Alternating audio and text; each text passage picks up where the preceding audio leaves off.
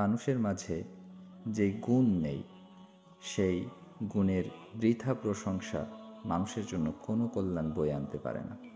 আবার মানুষের মাঝে যে দোষ ত্রুটি নেই, সেই দোষ বা নিন্দা মানুষের কোনো ক্ষতি সাধন করতে পারে না। আবার পৃথিবীতে মানুষ যতই পবিত্র হোক না কেন, যতই ভালো হোক না কেন, তার কিছু না কিছু শত্রু বা দুশ্মন থাকবেই।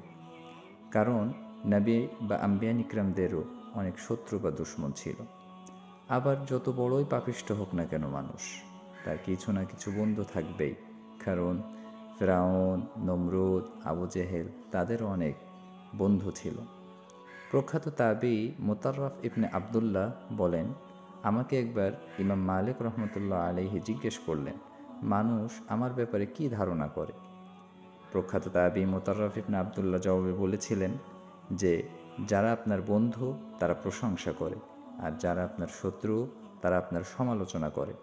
ইমাম মালিক রহমতুল্লাহ আলাইহি বললেন, আল্লাহর কাছে আমি এটাই প্রার্থনা করি যেন আমার ব্যাপারে মানুষের অবস্থান সব সময় এমন থাকে, কখনো যেন মানুষের অবস্থা এমন হয়ে না যায় যে সবাই আমার প্রশংসা করছে, যার ফলে আমি আমার ভিতরে অহংকারের কীট জন্ম নেওয়ার প্রবল আশঙ্কা থেকে যাওয়ার সম্ভাবনা আছে। আবার যাতে এমনও না হয় যাতে করে সকলেই মিলেই আমার সমালোচনা করে, কারণ সবার কাছে নিন্দার পাত্র হওয়া থেকেও আমি আল্লাহর কাছে আশ্রয় চেয়েছি, কারণ অধিক সমালোচনা মানুষকে সফলতার পথে বিঘ্ন ঘটাতে সাহায্য করে।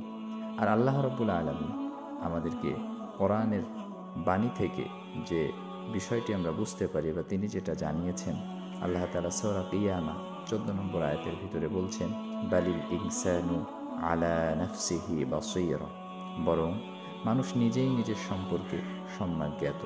আল্লাহ রাব্বুল আলামিন আমাদের সকলকে হিদায়াতের পথে, সঠিক পথে পরিচালিত করুন। আল্লাহুম্মা আমিন।